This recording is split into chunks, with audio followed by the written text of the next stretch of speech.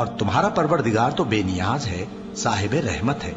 اگر چاہے تو اے بندو تمہیں نابود کر دے اور تمہارے بعد جن لوگوں کو چاہے تمہارا جانشین بنا دے، جیسا تم کو بھی دوسرے لوگوں کی نسل سے پیدا کیا ہے۔ کچھ شک نہیں کہ جو وعدہ تم سے کیا جاتا ہے وہ پورا ہونے والا ہے، اور تم اللہ کو عاجز نہیں کر سکتے۔ کہہ دو کہ لوگو تم اپنی جگہ عمل کیے جاؤ، میں اپنی جگہ عمل کیے جاتا ہوں، ان قریب تم کو معلوم ہو جائے گا کہ آخرت میں بہشت کس کا گھر ہوگا۔ کچھ شک نہیں کہ مشرک کامیاب نہیں ہوں گے، اور یہ لوگ اللہ ہی کی پیدا کی ہوئی چیزوں یعنی کھیتی اور مویشیوں میں اللہ کا بھی ایک حصہ مقرر کرتے ہیں، اور اپنے خیال باطل سے کہتے ہیں کہ یہ حصہ تو اللہ کا اور یہ ہمارے شریکوں یعنی بتوں کا۔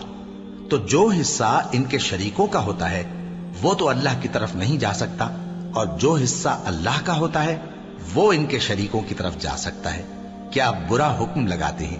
اسی طرح بہت سے مشرکوں کو ان کے شریکوں یعنی شیطانوں نے ان کے بچوں کو جان سے مار ڈالنا اچھا کر دکھایا ہے، تاکہ انہیں ہلاکت میں ڈال دیں اور ان کے دین کو ان پر خلط ملط کر دیں، اور اگر اللہ چاہتا تو وہ ایسا نہ کرتے۔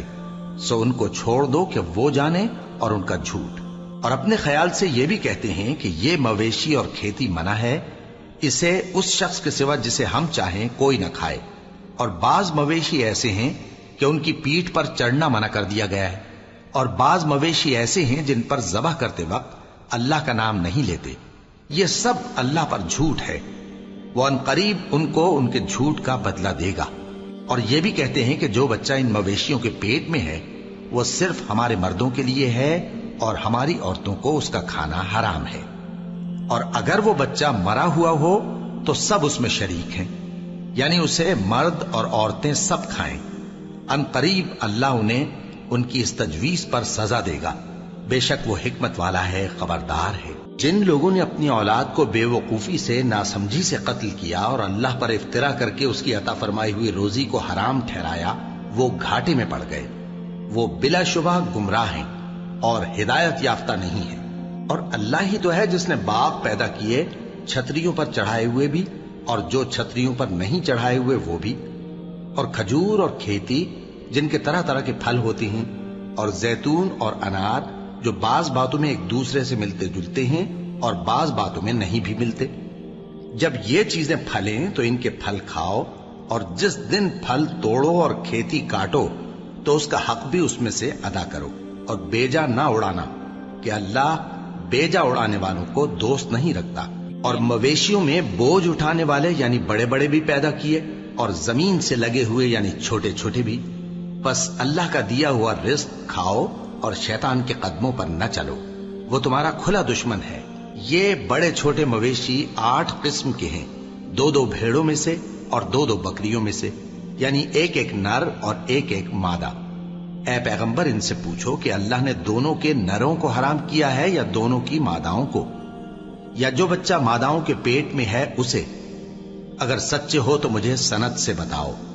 اور 2 اونٹوں میں سے اور 2 گایوں میں سے، ان کے بارے میں بھی ان سے پوچھو کہ اللہ نے دونوں کے نروں کو حرام کیا ہے یا دونوں کی ماداؤں کو، یا جو بچہ ماداؤں کے پیٹ میں ہے اس کو؟ بھلا جس وقت اللہ نے تم کو اس کا حکم دیا تھا تم اس وقت موجود تھے؟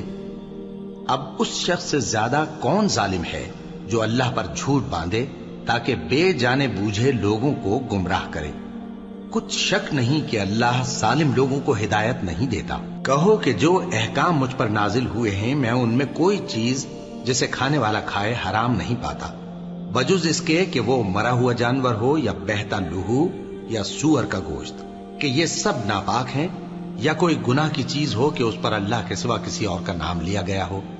اور اگر کوئی مجبور ہو جائے لیکن نہ تو نافرمانی کرے اور نہ حد سے باہر نکل جائے تو تمہارا پروردگار بخشنے والا ہے، مہربان ہے۔